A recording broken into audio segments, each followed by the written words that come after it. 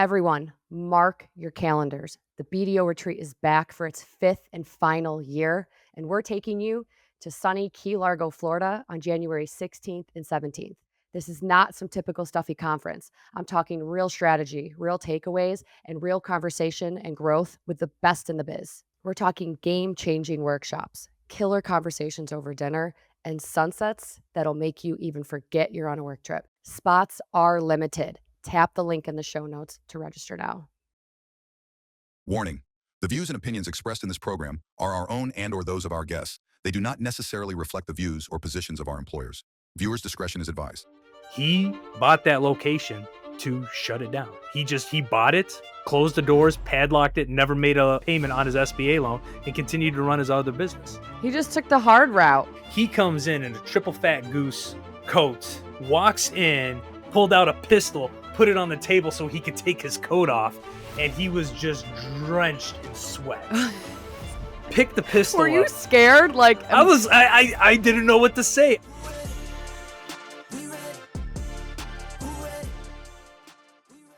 What's funny about Bills fans, so I was reading a statistic. I get these stats coming through on an app that I have, sports apps. And this one had to do with drinking beer. And the Bills, the average beer for the top 5 football fans in the country are between 4.9 beers per person and 5 beers per person per fan. And that includes women and children, so it's skewed. So it's probably more like 12. Per fan when it comes to actual people drinking beer. But Detroit was number 5 at like 5.1 beers per fan. But the Bills Mafia knocked everybody out of the park at 8.5 per fan.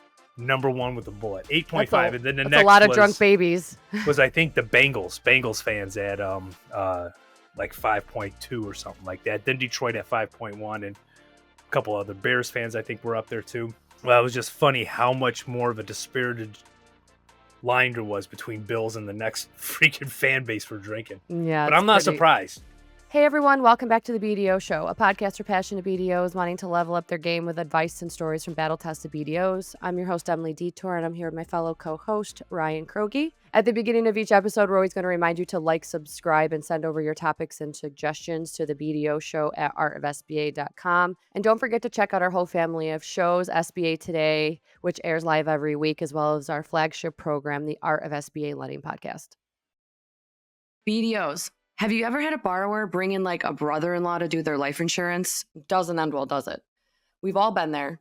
When you require life insurance on your SBA loan, it's critical that you bring in a company that specializes in getting these policies in place for the SBA loans. The last thing you want is for life insurance to be the holdup.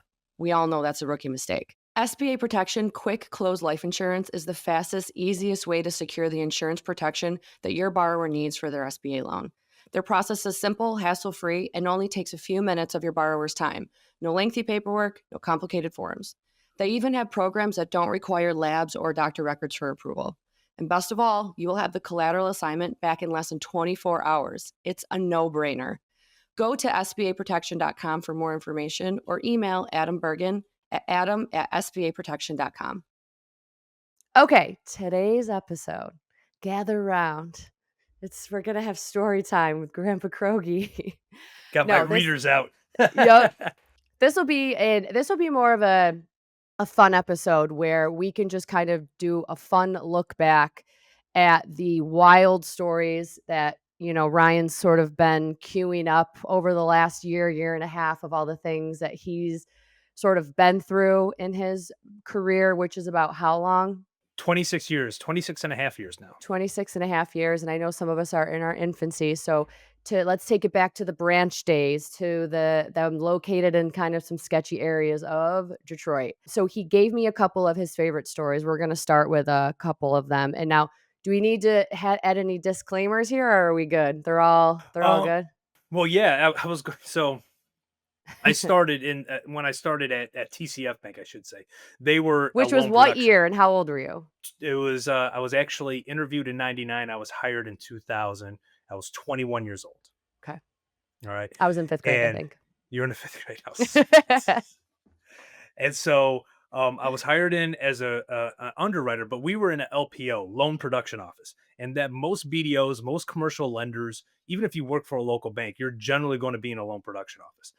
But I did work for a couple community banks, and even when I worked at Huntington Bank, I was stationed in the branches. I would be either on the second floor with the branch below me, or when I was at the community bank, I was in a branch with the lobby right outside my door. And working in the branches it was never really dull. There were always some really interesting people that would come in, interesting situations. Been in a few robberies. You really don't know when the robberies are going on because 90% of them are no passers.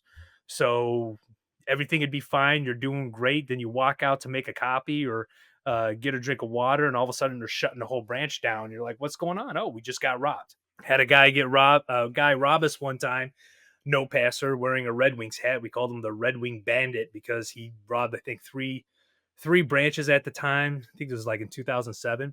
And he wore a Red Wings hat and a Red Wings jersey, puffy coat, going around just pass a note. But if you work in the branches, you don't wait for them to produce a gun. You don't wait for them to do anything crazy. If they pass a note, you just do what they say, and you let the cameras and the police handle it afterwards. But one of the most interesting branches I ever worked at is when I worked for a community bank called People's State Bank. They've been since acquired by a number of banks, and now Huntington, I think, is the last one. But I worked there from 2004 to 2007, and I had an office in their branch in the heart of Detroit in a town called Hamtramck, right on the corner of Kniff and Holbrook. And it's a very diverse community, great area. Still love it to this day. But I've been in that branch when it was a rob twice. First one was a no passer, typical no passer, got away with a couple $100, maybe a couple thousand. I don't remember what it was. The second one was more interesting because it was an inside job where one of the teller was stacking money. So when you Oh, get cash, I mean, and this is an area where a lot of cash vendors would come in and deposit cash. And when you get over 100, I think it's over $500 over your till limit, you're supposed to put it in a safe. She wasn't doing this until she got like $10,000 in her till. And someone came, her boyfriend, it was her boyfriend, came and passed a note, was wearing a low fitted hat and, had his collars up and everything, passed a smart. note. Smart. No, I mean, it was obvious. They went after her so fast. Like, oh, you had 10 grand in your till. I think it was just under 10 grand. You got 10 grand in your till that you should have made at least 6 or 7 different deposits into the safe by the time you got up to 10 grand. And so they caught both of them real quick. But the most interesting one is I was standing in a lobby, and it's a big lobby too. It's a very large branch, old branch, been around since like the early 1900s. So it was really cool looking. It was your typical, you walk in, marble floors, big high ceilings, and a second story and everything. And I'm sitting with my back to the lobby, and I'm talking to the branch manager. I don't even remember what we're talking about. I just saw her eyes get really big. And so I'm like, oh, great, somebody's doing something crazy. Because, there's a lot of homeless people in that area. And sometimes they would come in and get loud and boisterous and do some crazy stuff. So we're not, immune to that. But I turned around, and here's this guy, and I had to have been in his mid 30s, late 30s, butt naked, just standing in the lobby, just staring at us, crossed his arms and sat down.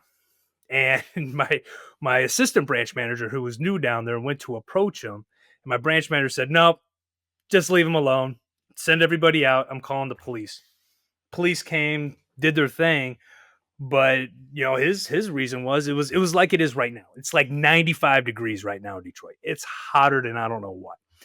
And sometimes these guys, in order to get 3 meals, a cot, and AC, will just go and do something nonviolent so they can get arrested, go and spend a couple nights in jail, get some Yeah, food, get some air conditioning so they can beat this heat, just because they don't want to go to, because some of these shelters just get populated. yeah.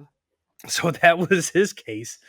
But the branches are probably the most fun. There's so many different things. And if you talk to any BDO who's ever spent some time in the branches, I spent half of my career in the branches and have seen some wild stuff. It's pretty interesting. Well, let's other than you getting robbed and indecently exposed. Let's talk about some of your other crazy stories that involve some of your SBA closings. So you told me that you stopped a closing at the table because the seller Yeah. wouldn't allow you to do a site inspection or inspect the property in any way. So what happened This there? wasn't that long ago. This is actually only a couple years ago, but still, I'm a remote BDO. We're a nationwide lender, but I still do about at least 50 to 60% of my business still in here in Metro Detroit. And I still like to go to all my closings. It's when you get to meet people, you get to see their face, and it's the best time of the whole entire process when people get their money and when people are getting their business. So, of course, I went and we're sitting here, we're chatting, and they're starting to go through their loan documentation. And I'm asking questions like I always ask questions. Are you excited to get started? Have you already told the staff? Have you done this? Have you done that? And the answers I was getting were completely out of the ordinary. What kind of loan No, I was haven't. it? This was an assisted living facility, Okay. which, I understand there's some, HUMDA rules and things like that, or HIPAA rules that you can't, see certain things, but you can still inspect the property. You can still go on site as a visitor wearing a visitor badge during visitor hours and walk the grounds and see things. Come to find out, the seller never let this individual do it. And I stopped right then and there, like, so you haven't done this in a couple months? He goes, I haven't done it in 6 months, not even since we signed the purchase agreement. I said, so you've never gone to the property. You've never stepped foot on it. You've never seen anything. All you've seen are the numbers that the seller has provided to you. It's like, yeah, I told it was at Birmingham Title, greatest title company in the world. Told them at the time, we're not closing this. We're not doing anything until the seller takes you on site to check everything out and it's to your satisfaction. So they did that. Come to find out, the property was in dire need of some significant updates. They are allowed to have 8 residents there. They were down to 6. So the seller had been lying how many residents were there, and they were able to figure that out by walking through it. There were a lot of code violations, a lot of issues because one of the buyers was registered with the state to be able to run those things. So she knew what to look for and what not to look for. And they told me that the deal was off. I mean, it was a smaller deal. It was only, $500,000-$600,000, but still at the same time, I called them. I said, this is a big red flag if the seller does not let you on the property, if the seller does not let you view the business, meet the staff, and all this stuff before closing. Massive red flag. Never buy a business How did it unless you're get able to that go in there and far kick the though? tires. I, I don't know. It does not make any sense how they got that far. It's hmm. it, it and it never came up in any of our discussions either, because I would ask them these questions all the time. How's Yeah. the business going? Have you met the staff? Have you done? Oh, we're doing this. Oh, we're doing that. And so and this was their first time buying a business. I will put it that way. So they had a seller broker that was pushing things along, giving pretty bad advice to our buyers. And yeah, it got to the point 6 months. It took we got into the loan maybe about 3 months prior to closing, but they had been negotiating and talking about it for 3 months prior to that. So it was a 6 month long process. Never stepped foot on the property. I'm like, you didn't even drive by? You didn't even at least drive by the property How to much was the stick loan? your head? It was only 600 grand. No, Only. it was less than that. It was a $600,000 purchase price. They put 200 down. It was a $400,000 loan. So it was a Oh. real small loan, like no big deal. I was doing it for a broker buddy of mine who was on the buy side. And I Okay. even yelled at him too. I'm like, dude, how do you let this happen without letting your client go and inspect the property, go and see the business, go and meet the staff prior to closing? Meeting the staff is the most important thing, because if you end up Yeah. closing, all of a sudden you show up the day of closing, hey, this business is mine now. The staff's like, what the heck? And it's a big shock to the system, and half of them might leave. You You never dodged a know. bullet a couple Yeah, times. You didn't get dodge. a bullet at you at a branch. You didn't fund that loan. You're good. You told me another one. Talk about the time that your competition tried to buy the business and they just shut it down just because it no. So the So guy this so is a customer of mine. Yeah. somebody tried to buy the business to shut down his competition. So this is a customer of mine. He owned a Mexican restaurant. Very good, extremely delicious Mexican restaurant. Owned it for about 10, 15 years. A competition Mexican restaurant moved in about a mile and a half down the street, started taking some of their business. So Is there after really about enough Mexican to go around? They can right, relax. I mean, it's Michigan. It's not like we're a bastion of So like it's Mexican like cuisine over here, right? yeah. So he got, he decided to buy them. They opened the location, built it up, and then something happened in the family and they decided to sell it. So he's like, I'm going to buy it. This is my competition. And the numbers all look great. I'm like, there's some cannibalism there. There's some of, eating up each other's business, but not a whole lot. So I thought it was great. Financed the loan, everything went through. He never had any other debt, right? He built this other location from the ground up. This was like the perfect transaction, made a lot of sense. He and his brother were going to do this. He didn't make one payment on that SBA loan. This is about 10 years ago, by the way. Hey guys, we have a special announcement for anybody involved in M&A transactions. Our partner, Peak Business Valuation, have put together a resource just for BDO Show listeners, and they're giving it away for free. It lists out the rule of thumb formulas, or as Kroge would like to say, the down and dirty, for some of the most common industries that SBA lenders finance. I promise you it's going to come in handy. Kroge's literally still using the one he got from Nagel in 2002. By the way, if you're not thinking about evaluation at the pre-screen phase, you are missing the boat. A lot of BDOs tend to focus on the debt service coverage and they're missing the valuation completely. That's a rookie move and it will become a problem. As a consultative BDO, you should have a sense of whether the business is going to value out. And Peak's handy dandy rule of thumb is here to help. Go to peakbizval.com/BDO show to get yours today. He bought that location to shut it down. He bought it, closed the doors, padlocked it, never made a payment on his SBA loan, and continued to run his other business, thinking that because we did the loan on the business he bought, we weren't going to come after his original business, which we ended up doing. And we ended up getting him into a situation where he had to go to court and everything through the whole entire liquidation process. But, we won, we got our judgment, and he ended up having to pay us back through the proceeds of his existing business, which is why if you have another company, you have a borrower that has another company, you always get their corporate guarantee, get them to backstop the loan because you never know what's going to happen. And in this case, he thought for whatever reason that he could just shut it down, walk away from the loan, not thinking we would come after his original business that was a corporate guarantor on the loan. What happened to his original restaurant? Did that? Oh, he's still operating it to this day because he paid us back. Oh Yeah, my it went to court. God. And the judge ended up, getting a judgment. He found in our favor, obviously, because documentation was all right, and ordered him to pay us back, I think, over 5 years. It was originally a 10-year loan. 10, And, yeah. and so it got accelerated. He had to pay us over 5 years.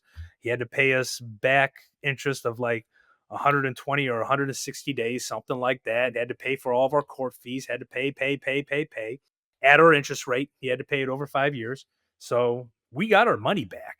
He learned a hard lesson that you can't just do that, but who knows? It might have still been worth it for him because he's still open, still crushing it, and still really good food.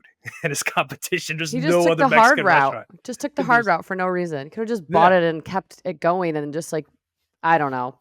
Oh, speaking of competitive restaurants, I just thought of this, Emily. So this is kind of a curveball. You're always a curveball. I just remembered this. So this is a battle of two Italian restaurants. So this one completely different, as you could expect, being from upstate New York. Two Italian restaurants. I won't give their names because this was all in the newspaper and everything. It was crazy. So there was an Italian restaurant that we had a small loan on that was very good, extremely good. One of their chefs and the owner did not get along. Something happened between them. So the chef left and literally in the strip center across the street opened up his own Italian restaurant and was doing extremely well, was taking pretty much all their business, to where the owner went over there with his brother and his buddies, dragged him out of the restaurant and beat him senseless in the parking lot. And so obviously we get a call because they're in jail and they're shut down that restaurant and we got a loan on that restaurant. So now we get pulled in to try to liquidate and everything. Fortunately, it was real estate secured. We liquidated and everything went well. So we ended up, this is how I got involved. So another customer of mine who owns a fish restaurant in the next city over wanted to buy it, called me, bought the real estate, opened up a fish restaurant, now operates a seafood restaurant there. That's how I was called into that. But that was wild. This was in a good part of town. This was in a very affluent, very ritzy part of Metro Detroit, way out in the suburbs where houses don't go for less than 7 figures. So it was very wild for that type of street justice to It happen doesn't matter in where that you are, area. Italians will get down. They do not care. They're No, and crazy. these ones did not care. And this is, I mean, people in Metro Detroit probably already know what story I'm talking about. Probably already know the community, very well known Italian community in the northern suburbs of Detroit. So you could just do a Google search about it and figure that out. Okay, so tell me about the time that your buyer wanted to buy 2 gyms and had no desire to run them, and all they wanted to do was flip them. Yeah, and so this was another situation where you really can't. I mean, so some things you can't prevent. Some things you just don't know because this was a situation where we've got an individual who was buying 2 very well run gyms from a great seller. He owns a whole bunch of gyms Mhm. in the Metro Detroit area, some franchise, some non-franchise, but these were in great locations, doing very well, great numbers. He bought them for, I think, I want to say it was close to about $2 million, right? Cash flow really didn't support that, so we had the seller take a note for about 250,000 on full standby. So really he was buying these for about 1.75. That was ultimately the price based on the cash flow and everything else. And then he put about another $200,000 down.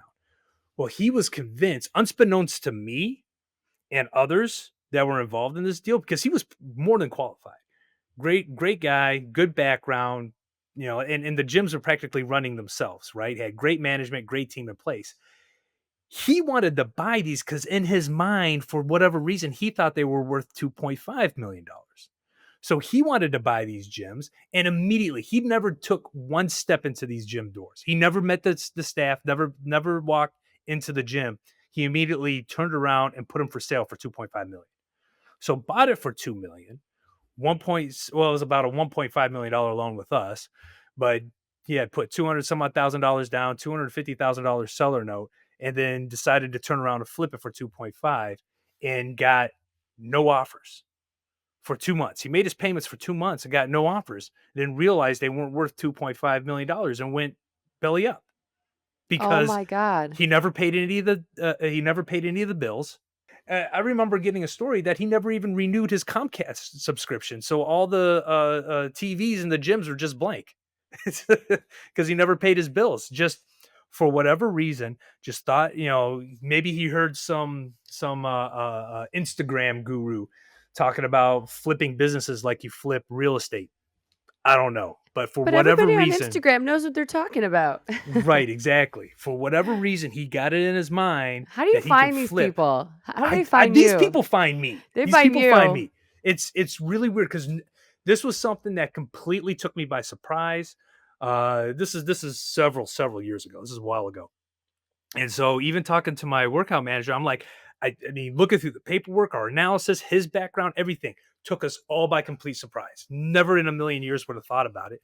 And when asked about it, he's like, yeah, I thought I could flip it.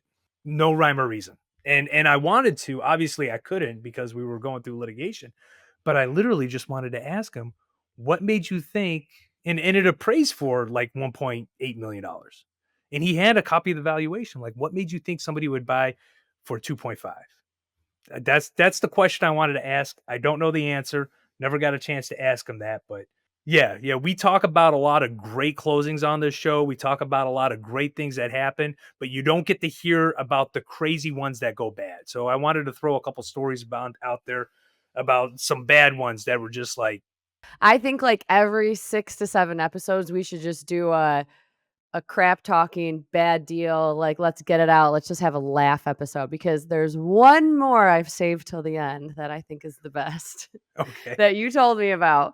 And it was about the time that you, oh, wait, there's two. Hang on. The other one I want to know is you said you had a guy bring $300,000 in cash in the yeah, summer wearing a winter jacket with a pistol.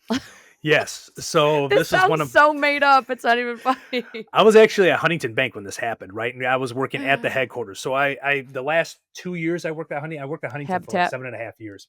So yeah, Habitat. So for the last 2 years I was at Huntington, I was at their headquarters located in Troy on the 4th floor. And it's a really nice office building and everything. And I was doing a loan closing for a liquor store. And the gentleman who was making the acquisition, he owned 3 other liquor stores, very knowledgeable, perfect transaction, had all of his depository accounts with us. So we were able to verify his liquidity, verify his equity source, everything.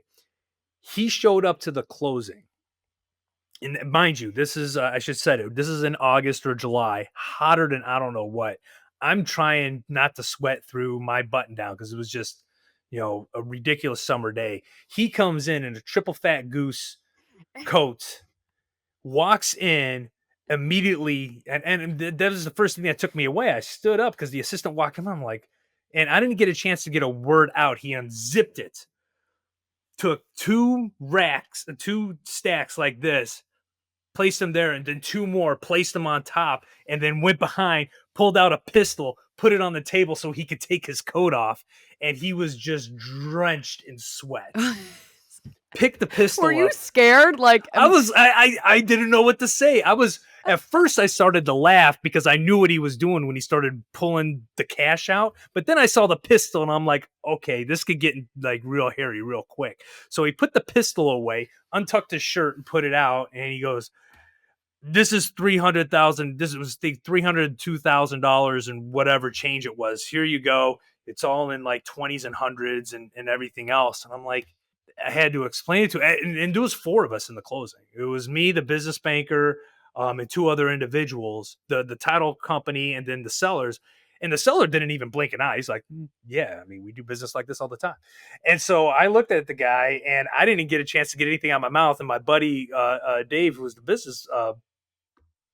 business banker, goes, we can't take cash, but you're good for it. Let's go figure this out. So Dave picks keep up the guy 2, with the gun calm just in case. and they're not even racks because racks are like 1,000. I mean, these are it's like this because I picked up 2 and Dave picked up 2 and the other guy put another one in his pocket and I picked it up and he goes, we're going to go down to the branch because there was a branch from the building. We're going to deposit this back into your accounts.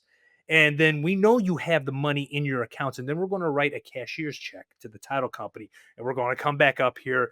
Oh, and by the way, you're going to leave that pistol in your car. He's like, can we take the money? He's like, no one's going to rob us. This is Troy. We're going like 500 feet. We're going to deposit it. It's going to be just fine. And so that was an Was he interesting foreign by closing. any chance? He was, but it wasn't. I just think he was just old school. He has done everything by cash his entire life. I'm thinking like Italian So- or Russian or something. No, he wasn't Italian or Russian, but it definitely was one for the books. I still laugh with Dave about that because that was an interesting closing. Because everybody started chuckling when he was pulling out the money, but the audible gasp by everybody when he pulled the pistol out and put it on the table. It was a Beretta. It was a Beretta 9mm. Oh, yeah. I'll never forget it because they got the stock that looks very distinguishable. He put it out and it made a clank when it hit the table. And you could tell he was doing that because he was just he needed to get that jacket off. He was wearing a black shirt, but it was just all drenched in sweat. And you said he was buying a liquor store? He was buying a liquor store. Yes. Okay, so speaking of liquor stores, our last story, really quick, is about the time you did a site inspection on a liquor store. Oh, yeah. This is and they were running an illegal gambling spot and a strip club on the second floor. Yes. So Proceed. again, we've talked about this on our show before. If you can, it is critically important to do site visits on all your businesses. It's critically important to go check it out. So this was a liquor store that was on the west side of Detroit. It was deep into Detroit. It was a very residential area, and it was for sale. So the gentleman that owned it, he and his brother, I have known forever, right? And this was I think I was working at Huntington at the time when I did this one too, and we ended up not doing it, but one of the brothers got sick, and so they wanted to sell them to their children. So they had 2 nephews and 2 nephews and sons. They were brothers, so uncles. You get the picture. But anyway, there were 4 of the next generation they wanted to sell it to, but because of their health, they just let them run it for like 2 years until they finally got the numbers up to where it was profitable and they can come to a bank and they were showing their numbers, and then we can finance it, right? So that was their plan. So I go down and meet with these guys, and I mean, they were like in their mid to late 20s, right? And I'm like, this is Knuckleheads. that right, but that's not abnormal because most of the people that I work with in my community have been working in their parents' stores since they Mm. were like 10, right? 10, 12 years old. So to see somebody in their early to mid 20s buying a store, they've already got 10 years experience. All A right. little bit of It's legacy not there. Yeah, a little yeah. bit of legacy, not abnormal. But this building was abnormal. It was actually a pretty cool building. It was an older building. Looked like it used to be an office building, but the whole first Wait, was floor this was the liquor Bev? store. No, this Bev's? was not Bev's. No, this was Oh, not Bev's. okay. That was That's on a the different east one. side. That was something completely different. I didn't want to You say have the to name in tune case I into. wasn't allowed to. No, I don't remember what I don't episode. even. I don't even Bev's remember the back name of door this or place. Bev's back street Yeah, or something like that. Bev's Backdoor Lounge. That was the east Okay, side. okay. That was the east side bar that actually had a cabaret Yeah. license that I didn't know about. Okay. That's But so anyway, funny. That's our early so days of BDO show. We were talking about that. That's funny. I kept talking to these guys, and this was the early 10s, right? The early teens. So I'm talking to these guys on the phone, but I'm like, I want to go and check out the store. Because for me, looking at a liquor store, I want to see the inventory. I want to see how many people are lining up at the lotto desk. I want to see the sidewalk. You know, if there's people moving up and down the sidewalk, I want to see all the foot traffic because that's indicative of a healthy liquor store. So, and the patriarchs haven't been running this in 2 years. It's all been the kids. So I'm like, all right, are these good kids or are these knuckleheads? Turns out they were knuckleheads. I go down there and I see the store. I'm walking in. The store actually was pretty well stocked, but a lot of old liquor that hadn't been moved because you could see the dust on it and they were older brands. I'm like, man, these guys are doing good numbers. Why aren't they getting moved? He's like, well, come on upstairs to her office. And so I'm like, this is like 10 years ago. So I'm 35, so I'm younger and they're thinking that I'm going to be hip with this and everything. So I go upstairs and the first thing I see when I walk in is a wide open area with a bar on one side, a bunch of poker tables in the middle, and then a stage with 3 poles on the stage. And I look and I chuckle. And I go, "Hey, this is a pretty nice bachelor pad for you fellas. You guys, kind of hang out here at night with all your buddies and just act like a bunch of idiots." And they started laughing and brushed it off. So we're sitting up there talking. We're sitting at one of the tables talking about how to finance it and with the building and everything because cash flow was tight. And I was like, "Your parents are going to have to take a note." I remember a lot of the structure, but then he says, "Well, we make a lot of money up here." And I stopped and I go, Dang. I hope you didn't just say what I think you just said. And I go, what do you mean you make a lot of money up here? He goes, well, I mean, we actually have people come up here and we gamble.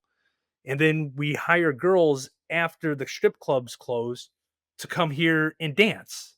I looked at him. I go, that's not legal, right? And he goes, yeah, but it's extra cash. It's cash we have. And I'm like, should I be nervous that they feel this confident and free to talk to me about this? Or should I feel nervous that they're actually doing this? Could have kept it a secret. Then I finance it and then they get shut down, a year later and we're left holding the bag again. Right? They really do find you. This is nuts. Yeah, this is nuts. So, I ended up talking to him, this, that, and the other, and said, I'll get back with you when I can find a way to make this work. I immediately called their dad. Here, I did. I narked them out to their dad. I'm like, do you know what your boys are doing? He's like, no. They're just up there partying. I'm like, look, you need to make sure that it's just them partying up there and that they're not making extra money up there like they alluded they are, because that's your name on that license that they have. And if something goes wrong, you're going to jail with them. All right. That's like an immediate Oh, no. I immediately said, I'm done. I said, I can't touch this. I don't want to touch this. I'm not only not financing it, I really don't want to talk to you guys anymore, because this is like, your son just alluded that you have ongoing criminal enterprise happening as we speak, and I don't want to be a part of that. All right. That And is he totally assured me ridiculous. that he was just he was lying, that he didn't know what he was talking about, this and that. I'm like, look, man, I don't work for the police. You guys just handle it the way that you want to handle it. I just, knowing what I know, I can't. No, there's absolutely no way. Because here's the other thing too. Even if they said nothing, even if they were just like, yeah, this is for me and the boys and everything's good, this, that, and the other, they could have lied to me. They could have easily have lied to me. Heck, they could have just That let would have me been stay horrible for you. downstairs and not have brought me upstairs, and everything looked like a good transaction. I could have talked the father into taking a seller note on standby, could have got the deal done. A year down the road, they get busted by the police, shut the whole entire thing down. We're left holding the bag on, I think it was like a $1.5 million loan. But This is why site inspections and are you build a king. rapport, you get them comfortable. Yeah, now I was very polite about it and walked away, but I don't think anybody financed that deal. I don't even know what happened to them. I stopped talking to them. I wanted nothing more to do with those guys.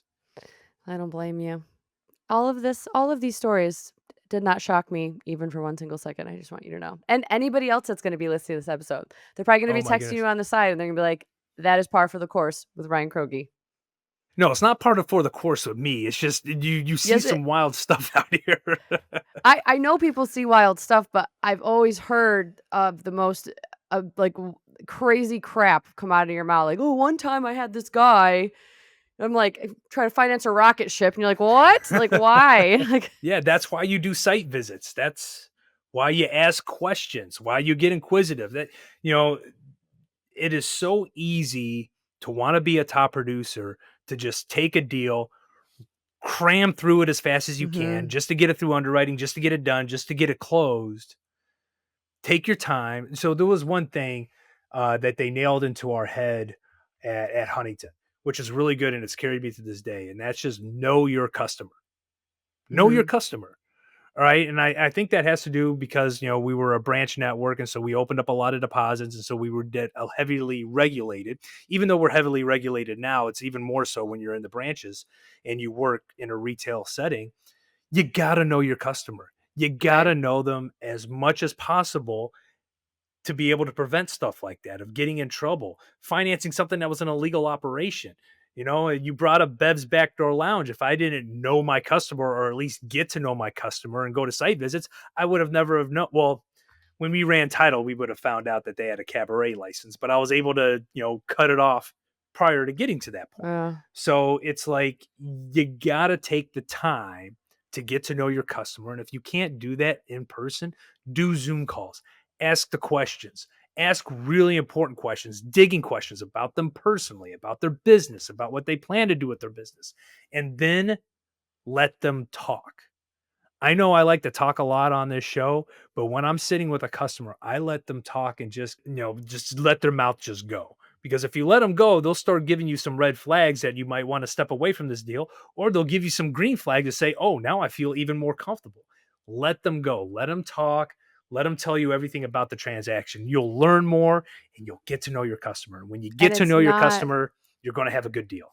it's not just up to the LC or your loan coordinator or No, your underwriter or anybody to find this stuff out. As a BDO, this is your job. You need eh, to know your customer and you need to know your deal and you need to know what you're handing off to your team before you put anybody into a weird situation. Waste that's people's right. time, waste your bank's time, waste everyone's time. Know your deal, know your customer. Because as the BDO, we are the first and last line of defense. Yes. Period. For every transaction. All right, everybody. Thank you for joining Storytime with Grandpa Kroge. We appreciate you being here and listening to our nonsense week after week. Well, this was a nonsense week, not the other weeks, just this one. But anyways, thank you for being with us. Go ahead and like, subscribe, send your topics and suggestions to theartofsba.com, and we will see you next time.